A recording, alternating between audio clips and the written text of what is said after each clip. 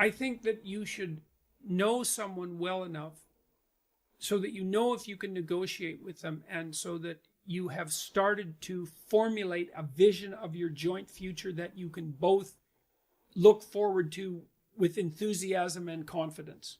And of course, that's going to depend to some degree on your level of maturity, but that means you've considered such things as, do you have a sufficient number of joint interests, and are you oriented in the same direction with regards to how you're going to handle your joint careers and the possibility of children, and the manner in which you're going to interact with your in-laws. And you have to start considering your life together from the perspective of practicality and economics, I would say. So it can't just be that massive erotic attraction that's associated with love. Although I think that's extraordinarily important, and you're unbelievably fortunate if you have that, and you should do everything you can to maintain it, and that takes effort. That takes real effort and will.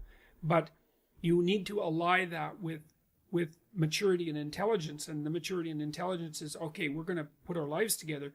What's that going to look like at the level of detail? How are we going to handle our finances? Where are we going to live? What are our joint plans going to be?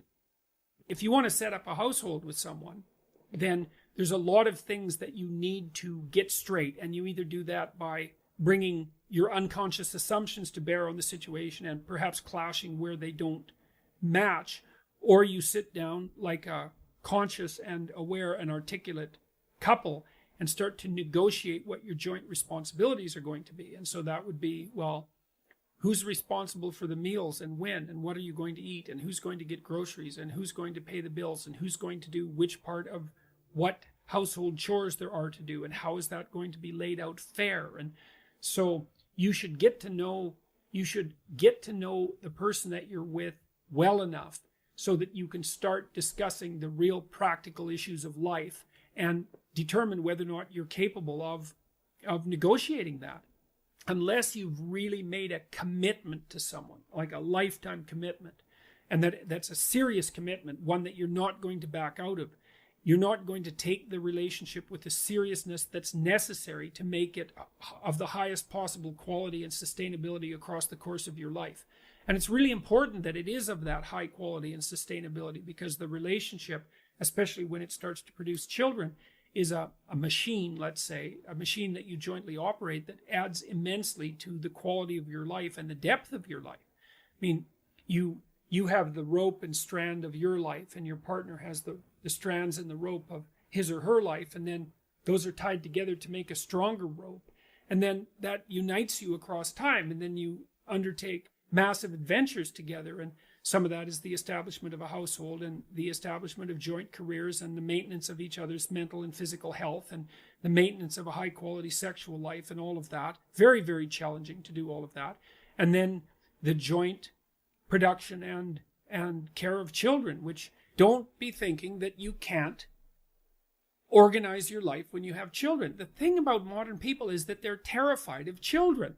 And it's because they regard children as if they're miniature tyrants. And they can be, of course, because anyone will tyrannize over you if you allow them to. Perhaps not anyone, but virtually anyone. Why not regulate your children's behavior? I wrote a chapter in my new book called Don't Let Your Children Do Anything That Makes You Dislike Them. And that's like really serious advice. It's like, if you allow your children to conduct themselves around you in a manner that makes you dislike them, if you're paying attention to the shadow side of yourself that can be aggressive and destructive, then having children is going to mess up your life. But you don't have to do that. You actually have a tremendous amount of control over the quality of your relationship with your children, and also the manner in which you choose to disperse your time. And I mean, don't be afraid of children, man. You're the adult, for God's sake. You've got the upper hand, and if you have a partner you can rely on, well then, you can both decide how it is that you're going to run your household so that you're actually thrilled to death that you have kids and that you have a life.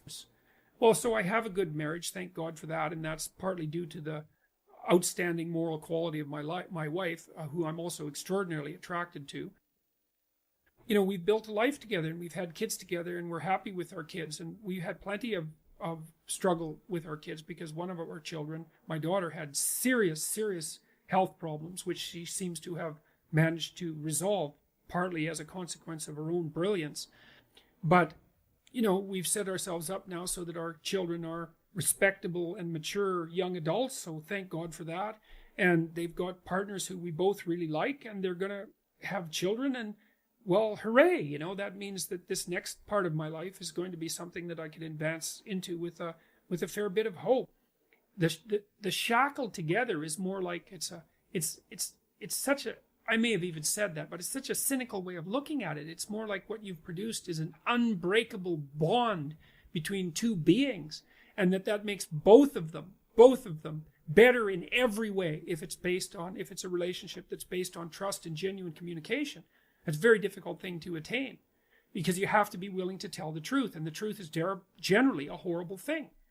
You know, I mean, it's easy to tell truth when everyone wants to hear what you have to say, but it's very difficult to tell the truth when no one wants to hear it, least of all yourself.